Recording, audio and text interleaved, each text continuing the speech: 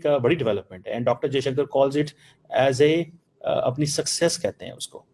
वो कि ये सारा कुछ इंडिया के एमईए ने नहीं किया, ये इसमें इंडिया की मिलिट्री डिप्लोमेसी है, लेकिन जयशंकर कहते हैं कि दिस इज द रिजल्ट और the agreement has been arrived at on patrolling arrangements along the line of actual control in the India-China border areas, and this is leading to disengagement and eventually a resolution of the issues that had arisen in these areas. जहाँ पे उन areas में जहाँ पे already military जो है वो disengagement कर सके हैं। सो ये आप समझ लें वो जो इलाके हैं ना डेम चौक एंड डेप्सांग के वहाँ तक ये मिलिट्री पेट्रोलिंग होगी। सो ये एक बड़ी डेवलपमेंट है and doctor Jaishankar calls it as a अपनी सक्सेस कहते हैं उसको। वो कि ये सारा कुछ इंडिया के एमईए ने नहीं किया, ये इसमें इंडिया की मिलिट्री डिप्लोमेसी है, लेकिन जयशंकर कहते हैं कि दिस इज द रिजल्ट और the product of the patience diplomacy.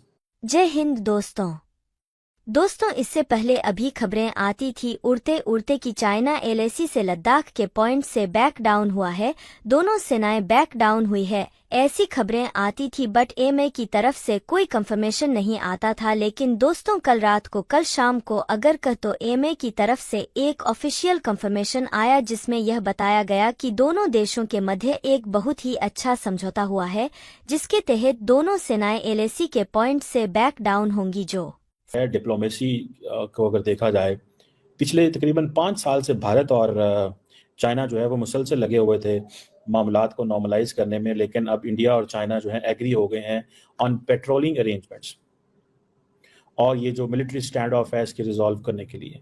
मैं आपको एक बात बताऊं, India is very much interested in conflict resolution with China, but India is very much consistency आई है वहाँ पे गवर्नमेंट की, उसके साथ साथ जो है ना इकोनॉमी बहुत ऊपर गई है वहाँ पे। इंफ्रास्ट्रक्चर अगर देखा जाए एग्जैक्टली तो उन्होंने काफी ज्यादा जो है ना वो डेवलप किया। लद्दाख वाली साइड पे भी बहुत ज्यादा डेवलपमेंट वहाँ में देखने को मिली है, जिसकी वजह से अब चाइना ने देखा कि भाई अब हमारा जो है ना वो मुकाबला 1-1 हो गया और 50-50 हो गया। अब ऐसा नहीं है कि हमारी डोमिनेंस वहाँ पे रही नहीं है चाइना की। इस वजह से बजाय इसके कि जानी नुकसान हो, हमारी भी फौज जो है ना वो मरे, उनकी भी मरे, उसके अलावा जो है ना वो इतनी ज्यादा इन्वेस्टमेंट भी हो, तो बजाय इसके कि जो है ना वो एक सेफ इंडिया के जो फॉरेन सेक्रेटरी हैं विक्रम मिश्री साहब, उन्होंने आज मीडिया से ये बात की कि जो military stand of the line of actual control के ऊपर उसमें पेट्रोलिंग अरेंजमेंट्स के हवाले से फैसला हो गया।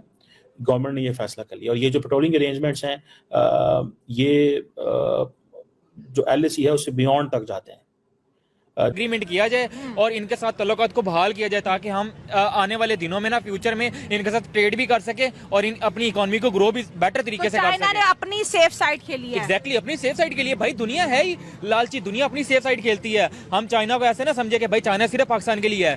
भाई कोई भी मुल्क जो है ना वो अपनी सबसे ज्यादा अपना फायदा देखता है। अब चाइना को अपना फायदा इंडिया में नजर आ रहा था कि भाई इंडिया जितना ग्रो कर रहा है वहां पे interested for a conflict management with Pakistan. China के साथ वो मसले सॉल्व करना चाहते हैं, पाकिस्तान में वो मसलों को मैनेज करना चाहते हैं। ये है वो बड़ा डिफरेंस। इसीलिए इंडिया ने तकरीबन 25 एक राउंड जो हैं वो किए हैं। उसकी एक वजह ये भी हो सकती है कि इंडिया ये समझता है कि पाकिस्तान के साथ तो पिछले 77 साल का मसला है और हमने बहुत दफ़ा कोशिश भी की, बहुत दफ़ा पाकिस्तान ने भी कोशिश की, तो मसले सॉल्व नहीं हुए, तो लिहाजा अब सोल्यूशन की तरफ नहीं जाते, मैनेज की तरफ जाते हैं ताकि इनको थोड़ी मुश्किल में डाले। तो चाइना जो है ना वो गलती कभी भी नहीं दोहराएगा, वो डिस्कनेक्ट कभी भी नहीं होना चाहेगा इतनी बड़ी मार्केट से। बिल्कुल। और 2020 कहते हैं बैक टू 2020 साथ जो है इंडिया की फॉरेन मिनिस्ट्री ने ये स्टेटमेंट भी कोट की कि 2020 के बाद जो है बॉर्डर के ऊपर, लद्दाख के ऊपर, गलवान घाटी के ऊपर जो है चाइनीज आर्मी का एग्रेशन बढ़ता हुआ दिखाई दे रहा है। अब चाइना जो है हट रहा है पीछे।